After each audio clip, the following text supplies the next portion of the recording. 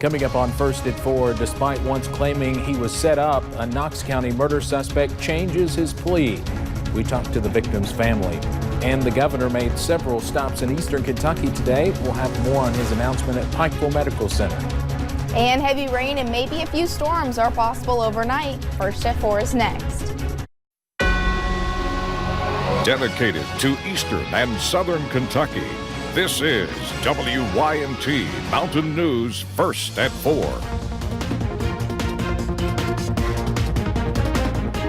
Good afternoon, I'm Steve Hensley. First at 4, Philip Lee Lewis appeared in court today for a pretrial conference in the murder of Gary Wayne Medlin. But what he said in court took Gary's family by surprise. WYMT's Hannah Reynolds is in Knox County, where she just talked to family members.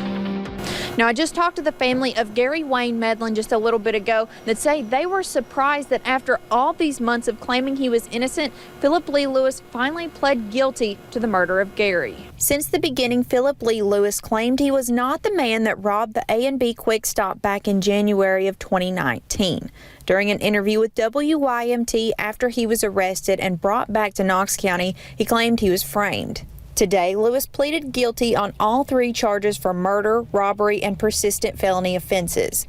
While Gary's family was happy to hear Lewis pleaded guilty, they did not know why he waited until now to change his story.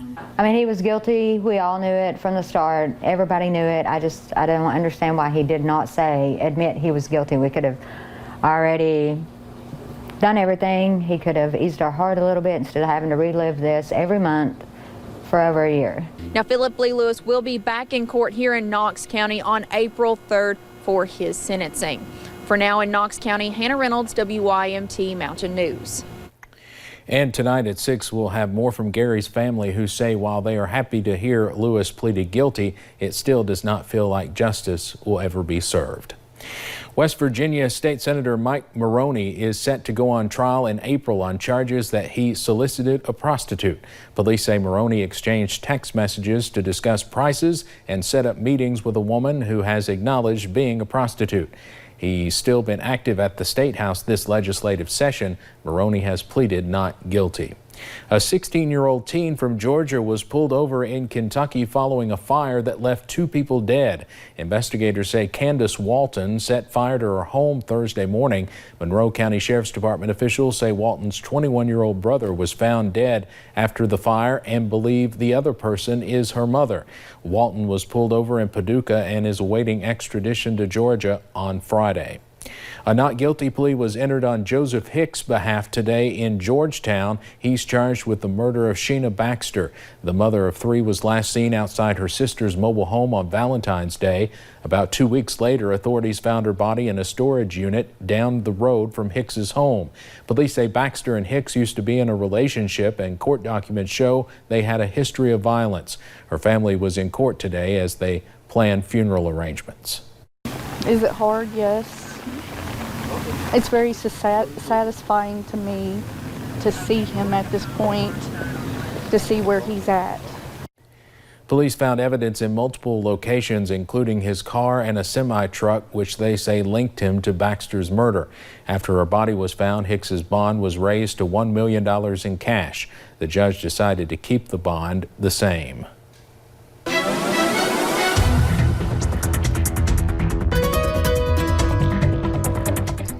Well, it's felt like a Monday out there with the dreary conditions. We've kind of seen that rain on and off throughout the day. More is expected as we head into tonight. We'll go ahead and take you up to a few cameras looking at the National Weather Service camera over into Jackson. You can see that rain and maybe some peaks of sunshine at times, but overall just kind of those gloomy conditions, more rain continuing to fall. Rain falling right now in downtown Whitesburg, 51 degrees, so at least we are a little bit on the warmer side today, but just kind of been a soggy day. Heavier rain moving through parts of really areas along I-64, just moving out of Round County into Louisa. Some heavier bands moving through parts of Magoffin, Floyd, a little bit into parts of Pike County. You're seeing clearing though from I-75 and west, but that's going to change as we head into tonight. Something we haven't seen in a while, that severe outlook. So some of our areas along I-75, Laurel County from Whitley, McCurry, Pulaski, Wayne. A little bit of Knox County is in a marginal risk. Now remember, that is a 1 out of 5 on the severe weather scale. That slight risk is all the way back into western Kentucky, and that's where it's going to stay. So a few storms are possible tonight as we see kind of this warm front nose into our area. Really only expecting heavy rain, maybe some gusty winds, and definitely could hear some rumbles of thunder later tonight. We'll break down this rainy system moving in tonight coming up in a little bit. All right, Paige, thank you. Well, today marks the 8th anniversary since the worst tornado outbreak in eastern Kentucky's history. Research done by the National Weather Service shows 4 separate tornadoes affecting 9 different counties in the mountains that day. Most of the widespread destruction was in West Liberty and Salyersville. 26 people lost their lives in Kentucky, and more than 200 people were injured after 18 tornadoes statewide. The outbreak proved strong tornadoes can happen right here in the mountains. Certainly they can happen across mountains and continue, such as happened on March 2nd when, when they're as strong as they were that day. While strength plays a factor, the correct weather conditions must also line up to have a day like March 2nd. WYMT's Lacey Roberts will have more on what happened 8 years ago coming up at 5:30. Today, Governor Andy Beshear awarded the city of Pikeville a $500,000 Appalachian Regional Commission grant. This money will go toward a project called HEART, which stands for Healthcare Employment Around Resource Training.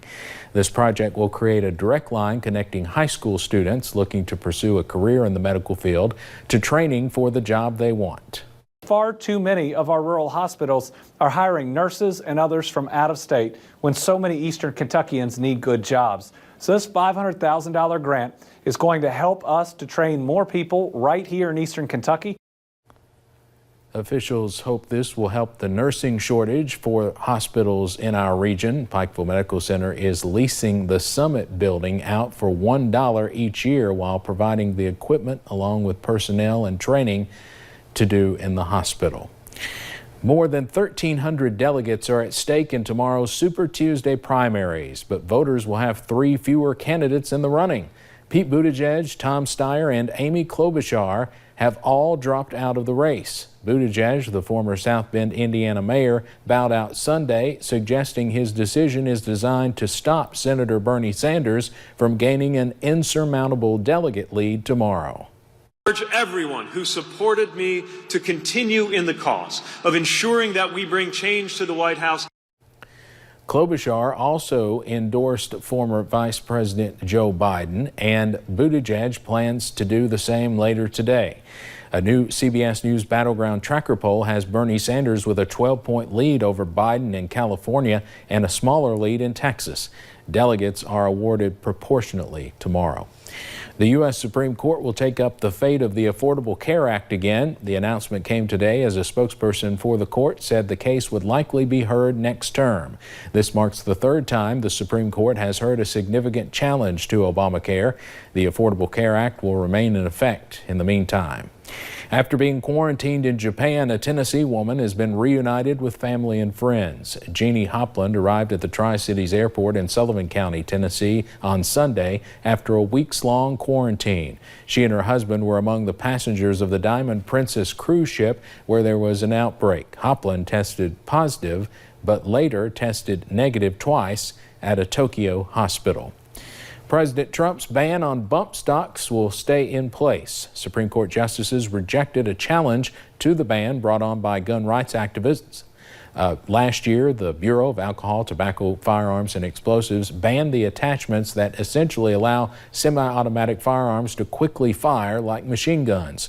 The government estimates hundreds of thousands of bump stocks have been sold. However, the ban requires owners to either destroy or surrender them.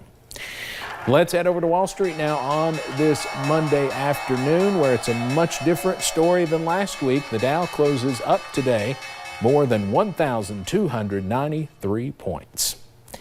Former General Electric CEO Jack Welch has died at the age of 84. Welch led GE through 2 decades of financial success.